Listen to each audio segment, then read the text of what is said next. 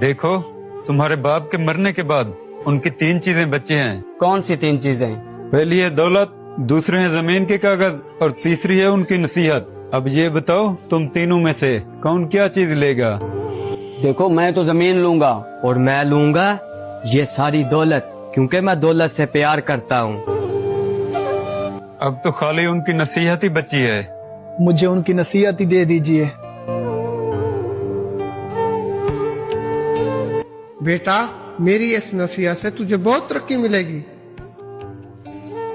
पागल नसीहत लेकर बैठ गया, ये तो भीख ही मांगेगा। 5 साल के बाद देखो, यहाँ पर जो मजदूर काम करने आ रहे हैं ना, उन्हें किसी किस्म की कोई परेशानी नहीं होनी चाहिए। उनका खाना पीना और उनको मजदूरी टाइम पर मिलनी चाहिए। ठीक है सुलेमान भाई। ये लो गाड़ी की चाबी, गाड़ी को ना अंदर जाकर गैराज में खड़ा देना।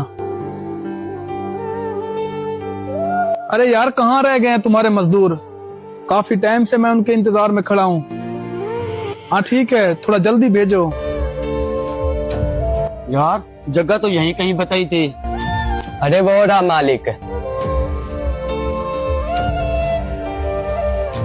सर, हम आ गए हैं, हमें शायद भाई ने भेजा है, हम उन्हीं के मजदूर हैं। बताइए क्या काम है? हम बहुत मेहनत से काम करते हैं, लेकिन हमें 100-200 रुपए ज्यादा दे देना। देखो, इस 2 कनाल रकबे पर ना लंगर खाना बनाने का काम करना है, जहाँ गरीब बेसहारा लोगों को खाना खिलाया जा सके। अरे मालिक, आप फिक्र मत करें, हम बहुत मेहनत से काम करेंगे। मालिक, जब तक और मजदूर आ जाएं, हम यहीं बैठे हैं।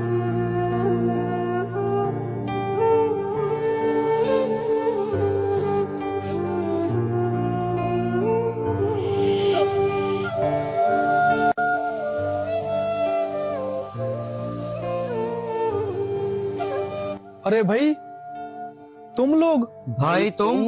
भाई, तुम लोगों के पास तो बहुत पैसा था, तुम लोग क्यों मजदूरी कर रहे हो?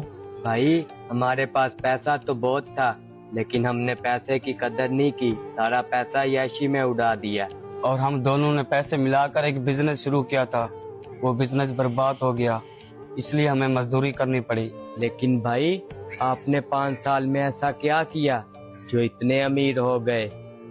जब तुम लोग मुझे छोड़कर चले गए थे, तब मेरी जेब में एक फूटी कौड़ी भी नहीं थी। मेरे पास सिर्फ अब्बू की एक ही चीज थी, वो थी नसीहत। हाँ, आपने तो नसीहत ली थी, लेकिन वो नसीहत क्या थी? उसमें लिखा था, बेटा, जिंदगी में कुछ बातें याद रखना। तरक्की करने के कुछ रास्ते होते हैं, उनमें से पहला रास्ता, अगर किसी को मदद की जरूरत हो और आप उसकी मदद कर सको तो जरूर करना। दूसरा रास्ता, जो भी काम करना ईमानदारी के साथ करना, किसी के साथ धोखा या किसी का हक मत खाना। तीसरा और आखिरी रास्ता, जितना भी जरूरी काम क्यों ना हो, नमाज कभी मत छोड़ना। इसलिए तो कहते हैं, बाप की नसीहत औलाद के लिए सबसे बड़ी वसीयत होती है। भाई, आपने सही कहा। ठीक है, मेरा मैनेजर आ रहा है, वो आपको बता देता है कहाँ काम करना है।